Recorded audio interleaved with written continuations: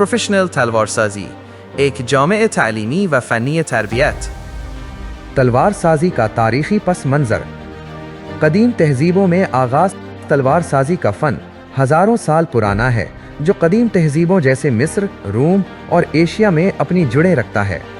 یہ فن صرف ایک ہتھیار بنانے سے بڑھ کر ایک ثقافتی علامت اور کاریگری کا مظہر تھا۔ مشہور ماسٹرز حضرت داؤد کو اللہ تعالیٰ نے لوہا نرم کرنے اور زرہ و ہتھیار بنانے کا خاص علم عطا فرمایا، جو اس فن کی الہی بنیاد ہے۔ یہ ہنر جنگ کے لیے نہیں، بلکہ عدل، حفاظت اور امانت کے تصور کے ساتھ انسانیت کو دیا گیا۔ ثقافتی و جنگی اہمیت تلوار محض ایک ہتھیار نہیں تھی، بلکہ یہ طاقت، عزت اور تہذیبی اقدار کی علامت بھی تھی۔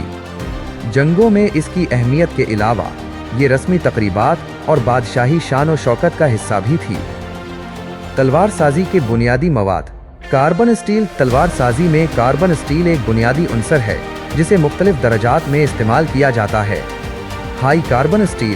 ہائی کاربن اسٹیل اپنی سختی اور لچک کی وجہ سے ترجیح دی جاتی ہے، جو تلوار کو مضبوطی اور پائیداری فراہم کرتا ہے۔ فولاد کی الائے۔ فولاد کی الائے ایلوئے اسٹیل کا استعمال تلوار کی خصوصیات کو بہتر بناتا ہے۔ وینیڈیم، کرومیم اور مینگنیز جیسے عناصر شامل کرنے سے تلوار کی سختی، زنگ سے مزاحمت اور دھچکا برداشت کرنے کی صلاحیت بڑھ جاتی ہے۔ دیگر جدید مواد۔ جدید تلوار سازی میں دمدار دھاتیں، ایگزوٹک میٹلز جیسے ٹائٹینیم اور خاص مرکبات، ایڈوانسڈ کمپوزٹس بھی استعمال کیے جاتے ہیں۔ یہ مواد تلوار کو ہلکا اور مزید مضبوط بناتے ہیں، لیکن ان کی پروسیسنگ زیادہ پیچیدہ ہوتی ہے۔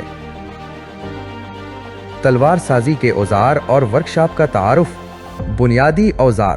تلوار سازی کے لیے ہتھوڑا، اینویل، سندان اور مختلف قسم کی فائلز، ریتی جیسے دستی اوزار ناگزیر ہیں۔ یہ اوزار دھات کو شکل دینے اور باریک کام کرنے میں مدد دیتے ہیں۔ جدید مشینی آلات۔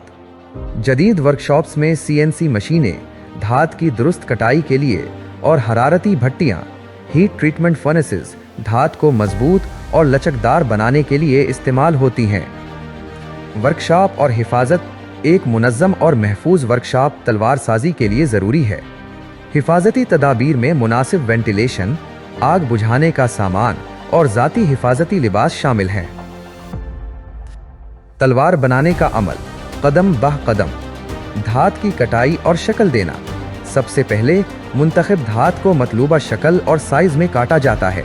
اس کے بعد ہتھوڑے اور اینویل کی مدد سے اسے پٹائی اور حرارت دے کر تلوار کی ابتدائی شکل دی جاتی ہے۔ حرارتی عمل۔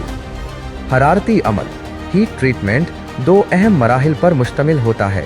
ہارڈننگ، جس میں دھات کو گرم کر کے اچانک ٹھنڈا کیا جاتا ہے تاکہ وہ سخت ہو جائے، اور ٹیمپرنگ، جس میں سختی کو کم کر کے لچک پیدا کی جاتی ہے۔ تیز کاری اور پالش۔ ہارڈننگ اور ٹیمپرنگ کے بعد تلوار کو تیز کیا جاتا ہے تاکہ وہ کاٹنے کے قابل ہو۔ اس کے بعد پالش کاری کا عمل شروع ہوتا ہے، جو تلوار کو چمکدار اور ہموار سطح دیتا ہے۔ فنون اور تکنیکیں۔ روایتی تلواریں۔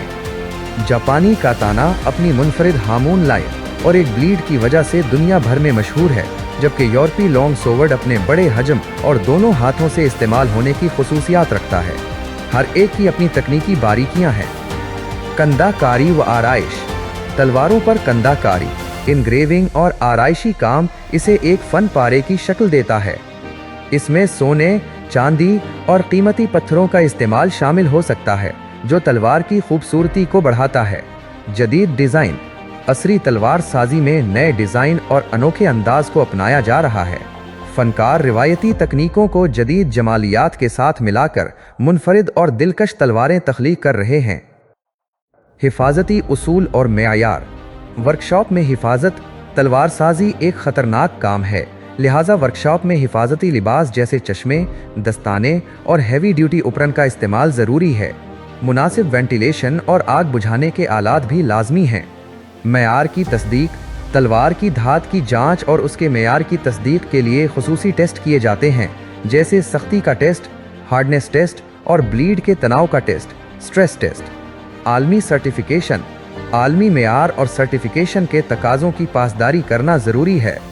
یہ یقینی بناتا ہے کہ بنائی گئی تلواریں نہ صرف خوبصورت ہوں، बल्कि हिफाजती और कारकर्दगी के लिहाज से भी बेहतरीन हो।